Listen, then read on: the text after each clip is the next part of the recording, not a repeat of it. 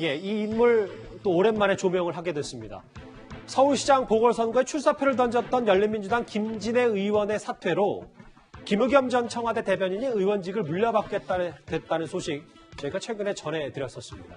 그런데 LH 사태로 여론이 극히 좋지 않은데 투기 의혹이 있었던 김 전 대변인이 물려받을 상임위가 국토위가 될 것 같습니다.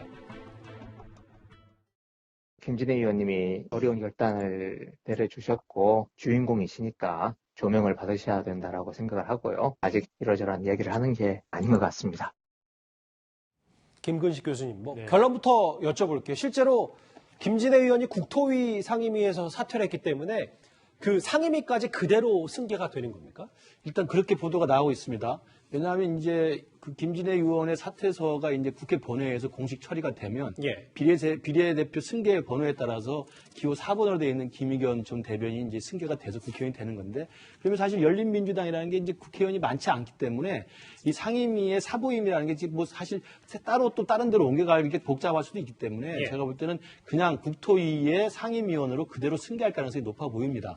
근데 문제는 국토위의 상임위원으로 승계받는 것 자체는 법적으로 문제가 없습니다만, 그렇죠. 국민들의 시선에서 볼 때는 김의겸 하면 떠오르는 게 흑석 선생이라고 그러잖아요. 그러니까 흑석동에 사실은 영끌하다시피 대출을 받아가지고 청와대 대변인실에 집을 샀고 그 집을 또 바로 팔아서 또 수억 이상의 차익을 남긴 것으로 알려져 있기 때문에 가뜩이나 지금 LH 이 투기 게이트 사건으로 국민들의 분노가 지금 들끓고 있는 상황에서 투기의 대명사로 알려져 버린 이 김의겸 전 대변인이 국회의원이 되면서 똑같이 그 LH와 관련된 국정조사도 할 가능성이 있고 법도 통과시킬 가능성이 있는 국토위원회 상임위원 국회의원으로 간다는 것은 많은 사람들이 눈살을 찌푸리게 할 수밖에 없죠. 그래서 저건 제가 볼 때 열린민주당 내에서도 어떻게든 좀 다른 상임위로 좀 바꾸든가 아니면 국토위로 간다 하더라도 실제로 국민들의 보는 시선에 대한 그 따가운 눈총만큼은 감수를 하고 국회 의정 활동을 해야 될 것으로 보입니다.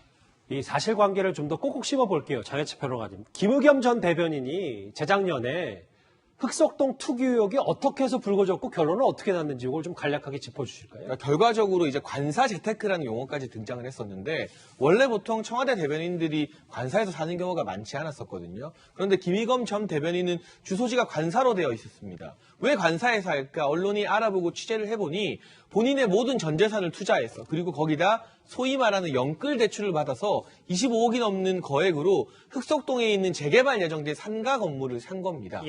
본인은 이제 상가 건물을 샀으니까 살던 집이 없어지니까 청와대 관사에서 지내게 된 거죠. 일반 사람들이나 평범한 시민들은 상상하기 힘든 혜택 아니겠습니까? 관사에 살면서 이걸 재테크의 수단으로 활용하다니. 그리고 이 영끌 대출도 문제가 되는 것이 이번에 LH 사태를 보게 되면요. 많은 LH 전현직 직원들이 농협으로부터 토지 대출을 굉장히 많이 받아요. 일부 광명시흥에서는 100억 중에 거의 50억, 60억을 대출받았다 이런 말도 나오고 있는데 정작 문재인 정부에서는 일반 시민들, 내 집 마련하고 싶은 시민들에게조차 대출의 문턱을 굉장히 높여놓았거든요. 대출 한도도 매우 깐깐하게 적용을 하고 그래서 현금 많이 가진 금수저집 자식이 아니면 집 못 사는 거 아니냐 이런 말도 나오고 있는데 그것과 오버랩되게 김의겸 전 대변인 같은 경우도 이해할 수 없는 많은 액수의 대출이 나옵니다. 그 과정에서 이 대출에서부터 뭔가 청와대 대변인으로서의 특혜가 있는 것이 아니냐는 논란도 100% 소명이 안 된 사태에서 물러나면서 유야무야가 되었는데 이런 것들 논란들이 재점화될 수밖에 없는 것이고 국토위에서 이분이 LH 특별법이나 투기하지 말라 이런 법안을 만드는 활동을 한다면 LH 전현직 직원들이 속으로 무슨 생각하겠습니까?